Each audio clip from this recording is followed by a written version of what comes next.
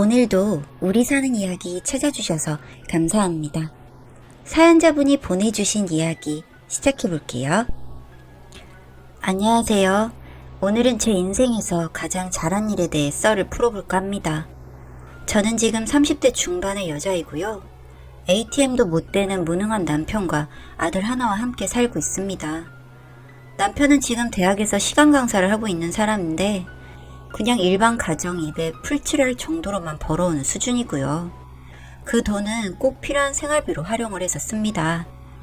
남편은 한 달에 30만 원만 주고 있고요. 저는 제가 따로 가게를 차려서 장사를 하고 있고 오히려 그게 좀 잘 되어서 예전보다는 좀 번듯하게 사는 부분이 있긴 하네요. 저라고 뭐 늘 남편과 이렇게 대면대면 지냈던 것은 아니고요. 3년 전에 사건 하나가 있었죠. 남편은 3년 전까지만 해도 번듯한 대학의 교수로 재직하고 있었습니다. 그때는 돈을 좀 벌어왔었고 저는 집에서 살림만 하던 여자였습니다. 아들 낳고 정신이 없었어요. 몸 풀면 사람이 퍼지잖아요. 그래서 꼴도 말이 아니었죠. 애 낳고 1년 동안 나갈 일이 없으니 옷도 산 기억이 가물가물하고 임신했을 때 구입한 편한 슬리퍼 하나만 줄창 끌고 육아에만 집중했던 것 같네요. 다만 제 아들은 그렇게 예뻐서 오히려 SNS에 아이 사진 올리고 육아하는 엄마들이랑 소통하고 그런 재미로 살았던 것 같아요. 그렇게 아는 사람도 늘고 저희 아이 사진도 보는 사람이 늘어났고요. 그런데 어느 날 제 SNS 메신저로 프로필 사진도 없는 누군가가 말을 걸더라고요. 저기 박민수 교수님 부인 되시는 분이 맞는가요? 네, 맞는데요. 누구신지? 저 땡땡대학에 다니는 학생인데 알려드려야 할 것 같아서요. 네? 누구시죠? 제가 누군지는 알려드릴 수 없고 평소에 애기 사진을 잘 보고 있는데요. 얼마 전에 가족 사진이 올라와서 남편분 이야기를 하고 싶어서요. SNS에서 활동을 활발히 하다 보니 남편이 근무하는 학교의 학생이 저를 팔로우한 모양이었습니다. 저는 그것도 모르고 생각 없이 가족 사진을 올렸는데 그 가족 사진에서 남편의 얼굴을 보고 메시지를 보냈구나 싶었죠. 그런데 그 다음에 도착한 장문의 메시지에 저는 머리를 망치로 한 대 맞은 것 같았습니다. 뒤이어 사진이 몇 장 줄줄이 떴습니다. 뒤이어 줄줄이 뜨는 사진에 저도 모르게 털썩 주저앉게 되더라고요. 박민수 교수님 국어교육과 4학년 이 땡땡이라는 여자랑 사귄다고 소문이 다 나서요. 그런데 둘이 별로 숨길 마음도 없는지 둘이서 같이 손잡고 걸어다니고 그래요. 교실에서 이 땡땡이 나오는 거 본 사람 한두 명 아니고요. 애들 오해라면 좋겠지만 학교 근처 모텔에서 둘 본 사람도 있다고 하고 호텔 수영장에서 본 애들도 있다고 하거든요. 그런데 사모님 인스타 보니까 애들이 말하는 그 호텔이 사모님이랑 같이 간 것 같아서요. 말 안 할까 하다가 너무 답답해서 이렇게 보내요. 죄송합니다. 아니에요. 알려줘서 고맙습니다. 일단 마음을 추스르고 답장을 보냈습니다. 그리고 차근차근 사진을 한 장씩 봤는데 정말 기가 막히더라고요. 딱 봐도 10살은 어려 보이는 학생이랑 제 남편이 마주 앉아 학식을 먹고 있더라고요. 세상 어떤 교수가 대놓고 학생이랑 학생 식당에서 밥을 사 먹습니까? 이 인간이 미쳐도 단단히 미쳤다는 생각이 들었죠. 그리고 다른 사진은 SNS 캡처 사진이었는데요. 호텔 조식을 먹는 사진 앞에 익숙한 손목과 익숙한 시계가 보이더라고요. KTX를 타고 지나치며 봐도 남편이었죠. 누가 봐도 일박하고 다음날 조식을 처먹는 사진이었습니다.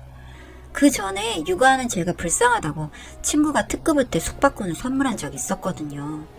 그래서 바리바리 아이 짐 다 싸들고 좋다고 남편이랑 아이랑 숙박을 했습니다.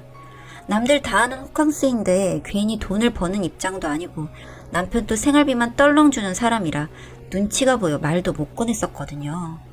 뭐 거기에서도 남편이란 인간은 육아를 돕진 않았지만 애한테 분유 먹이고 이유식 데워 먹이고 수영장은 꿈도 못 꿨어도 마냥 행복했던 것 같아요. 오랜만에 임신 전 입던 옷 중 그나마 잘 맞는 원피스도 찾아 멋도 냈었던 기억이 나네요.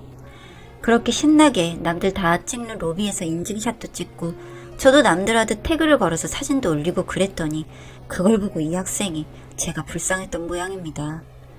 그런데 그 호텔에 새파랗게 어린 여자랑 가서 밥도 먹고 수영도 하고 잠도 잤다고 생각하니 눈이 돌더군요. 그래서 그 캡처된 여자 SNS에 찾아가서 뒤를 캤습니다. 그 사진만 있는 게 아니라 아주 대놓고 럽스타를 했더라고요. 어린 것이라 세상 무서운 줄 모르고 그렇게 굴 수 있었던 거겠죠. 아직 돌도 안 지난 애를 두고 바람이 난 미친 남편이랑 어린 상간녀가 만나니 아주 환장의 콜라보가 따로 없었습니다. 저도 바보인 게 거기서 참고 증거를 더 모았어야 하는데 그냥 무작정 학교 총장실로 찾아갔습니다. 생판 남인 총장 앞에서 울고불고 통곡을 했는데 제 옆에는 유모차에 들어있는 저희 아들이 있었죠.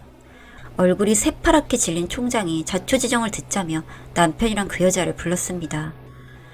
대단하더라고요. 팔짱을 딱 끼고 뻣뻣하게 나타난 여자는 저한테 미안하다 소리 하나 없이 똑바로 얼굴을 째려보고만 있더라고요. 확실하지도 않으면서 이렇게 찾아오시면 제가 곤란하죠. 소리까지 빽 지르는데 제가 다 질리겠더라고요. 눈물 콧물 닦으며 그 되바라진 애한테 증거 자료를 뒤밀었는데 남들 누가 봐도 내 남편이 그 사진을 보고도 고개를 짤래짤래 흔들며 그거 아줌마 남편 아니고 제 남친인데요? 완전 웃기시네. 왜 저한테 이러세요? 이야기하고 픽 웃는 거예요. 그런 모습을 보고 총장 얼굴이 딱딱하게 굳었고요. 남편은 비굴하게 굽신거리며 총장에게 오해라며 빌었지만 결국 털어보니 다 나오더라고요. 제가 애를 끌고 그렇게 난리를 피운 걸 안 학생들이 그동안 찍어놓은 둘의 사진들을 증거라며 익명으로 보내기 시작했는데 그 중에는 호텔에 있는 둘의 사진부터 모텔에서 걸어 나오는 둘의 사진까지 있어서요. 더 이상 핑계를 댈 수 없었던 그 여자애는 저한테 한마디도 하지 않았고요. 그 집 부모님이 저를 찾아와서 눈물을 흘리며 무릎을 꿇으시더라고요. 그 모습이 불쌍해서 그 집 엄마를 움켜잡고 저도 그렇게 통곡을 했습니다. 물론 괘씸죄에 걸린 남편은 시원하게 학교에서 잘렸습니다. 그리고 술을 엄청 퍼마셨죠. 너 때문이고 네가 독해서 그렇다고요.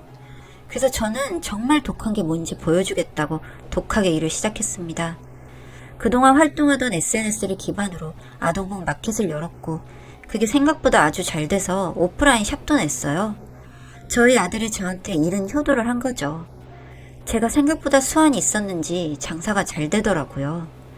그게 한 3년이 되었고 주머니에 돈이 술술 들어오니 남편도 달리 보였습니다. 그래서 대면대면해졌어요.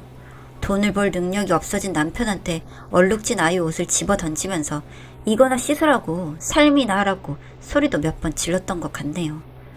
그러니 기어나가서 어디 시간 강사 자리라도 구해오긴 했는데 솔직히 버리는 영 시원찮았고요. ATM도 못하는 남편이지만 애는 끔찍히도 위하길래 그냥 그 꼴을 보고 애비로는 냅두고 있습니다.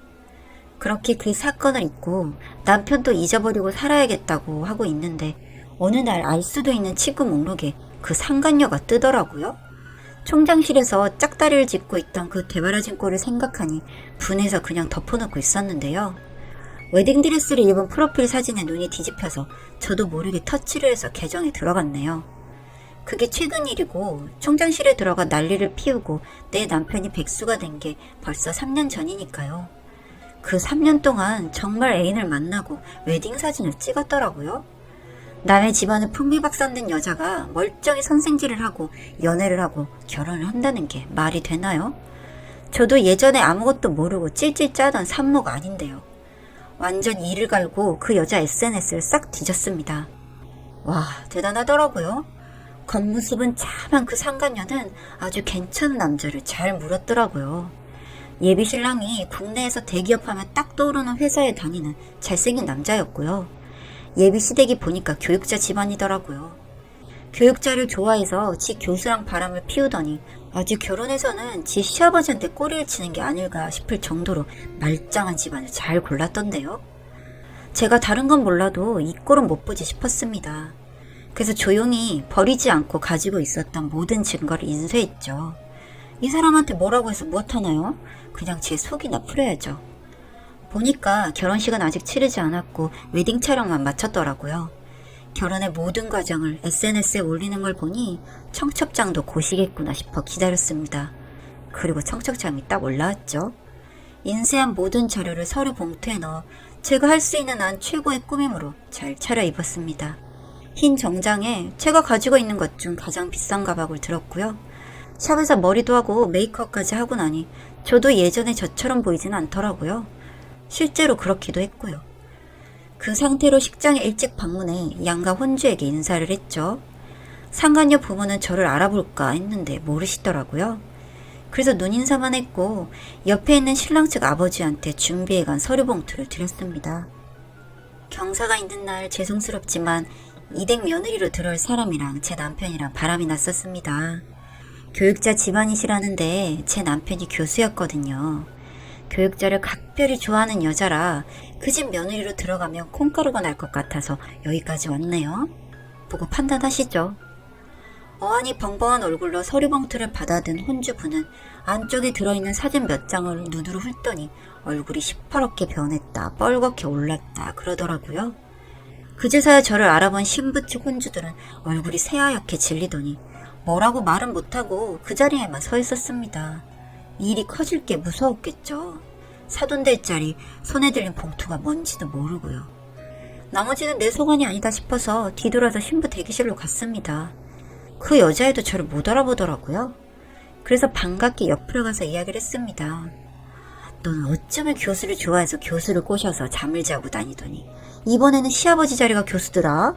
내가 그래서 알려주러 왔잖아. 시어머니가 남편을 며느리한테 뺏기면 어쩌니? 이야기를 듣고 여자가 벌떡 자리에서 일어나려 했지만 드레스 자락에 걸려서 앞으로 엎어지기만 하더라고요. 그냥 냅두고 이젠 끝이다 싶어 밖으로 나왔습니다. 뭔 보안 보시는 분들이 저를 붙잡으시더라고요. 신부 측에서 불렀겠죠. 그래서 저도 이제 볼일 다 봤으니 가려고요. 상쾌하게 던지고 나왔어요. 나오는 발걸음이 가볍더라고요. 여기서 결혼을 하면 해서 잘 먹고 잘 살렴 생각이 들었습니다. 제 속 웅어리가 풀린 느낌이었거든요. 들리는 소문을 보니 뭐 그 여자 결혼은 파토가 난 모양이더라고요. 자업자득 아닐까요? 잘 보였다면 제가 그렇게 이야기를 했어도 어른들이 품어주셨겠죠. 그런데 저는 그 집안에도 제가 좋은 일 했다고 생각해요. 이 여자 집에서 연락이라도 올까 싶어서 좀 긴장은 하고 있었는데 솔직히 법적으로 가도 저는 벌금 내고 치울 생각이라 변호사도 알아봤거든요. 근데 연락이 아직까지 없네요. 다음 남자 잡아서 결혼할 때는 제가 깽판을 안 놓길 바라는 거 아닐까요? 근데 저는 그 여자가 말짱한 결혼 생활하는 걸 볼 생각이 없어서요. 앞으로는 흥신소를 고용해서라도 어떻게 사나 좀 지켜볼 생각이에요. 그렇게 되바라지게 굴었으니 이제 제가 그렇게 좀 해보려고요. 요새는 덕분에 속이 시원해서 좋네요. 오늘은 남편한테 집이나 보라고 하고 애랑 호캉스라도 다녀와야겠어요.